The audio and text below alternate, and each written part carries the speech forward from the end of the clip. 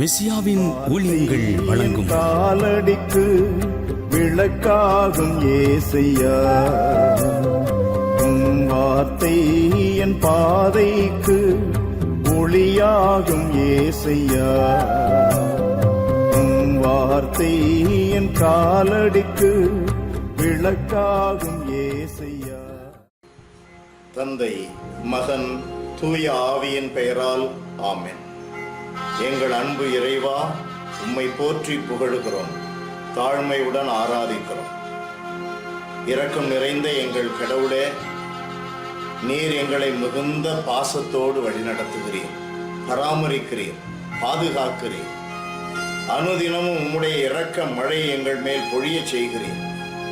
அதில் நாங்கள் நனைவதை உணர்வதில்லை. நாங்கள் உணராததினால் இரக்கத்தின் பலன்களை அனுபவிப்பதில்லை. அன்பான எங்கள் கடவுளே, உம்மை விட்டு நாங்கள் தூர சென்ற போதும் கூட நாங்கள் எப்பொழுதும் உம்மிடம் திரும்பி வருவோம் என்று எதிர்பார்த்து கொண்டே இருக்கிறீர். நீ வருவதாக இருந்தால் என்னிடம் திரும்பி வா என்று எங்களை அழைக்கிறீர்.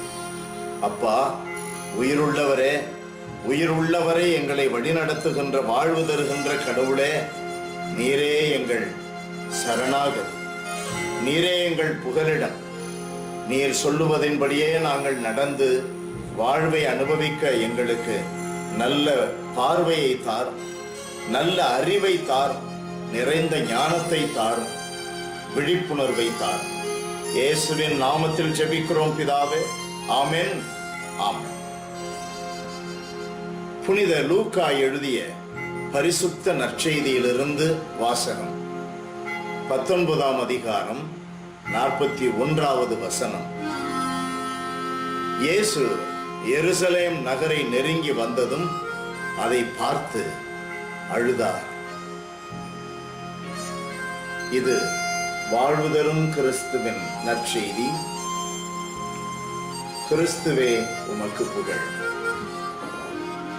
இயேசுவின் இணையற்ற பெயரில் எனக்கு மிகவும் பிரியமானவர்களே, உங்களுக்கு என்னுடைய அன்பு நிறைந்த வாழ்த்துக்கள், வணக்கம்.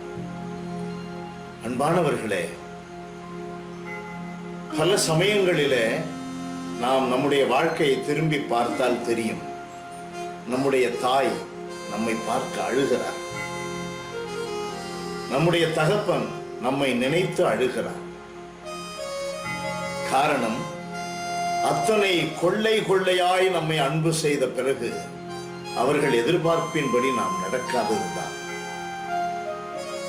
அவர்கள் விரும்புவதை நாம் செய்யாமல் விட்டுவிடுவதுதான் அவர்கள் கண்ணில் கண்ணீரை வரவழைக்கிறது, அவர்கள் இதயத்தில் இரத்தம் சுண்டச் செய்கிறது. எருசலேமை பற்றி நாம் என்ன வாசிக்கிறோம்? ஆண்டவரே சொல்லுகிறார், 19வது அதிகாரம் லூக்கா நற்செய்தியிலேயே 42வது வசனம். இந்த நாளிலாவது அமைதிக்குரிய வழியை நீ அறிந்திருக்க கூடாதா? இப்போது அது உன் கண்களுக்கு மறைவாயிருக்கிறது.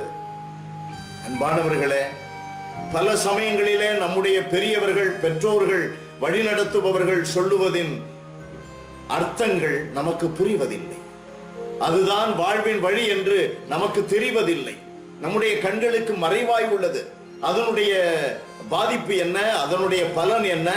அவர்களுக்கு கீழ்ப்படிவதில்லை, அவருடைய எதிர்பார்ப்பை நிறைவேற்றுவதில்லை. கண்ணீரை வரவழைக்கிறது. தாயினுடைய கண்ணீர், தகப்பனுடைய கண்ணீர். அதனுடைய விளைவு என்ன? எருசலேம் தரைமட்டமாக்கப்பட்டது. நமக்கு அப்படி நேரிடக்கூடாது. நம்மை பார்த்து ஆண்டவர் இயேசு அழுகிறாரா? மனம் திரும்புங்கள், மனம் திரும்புவோம். God bless you. Praise the Lord.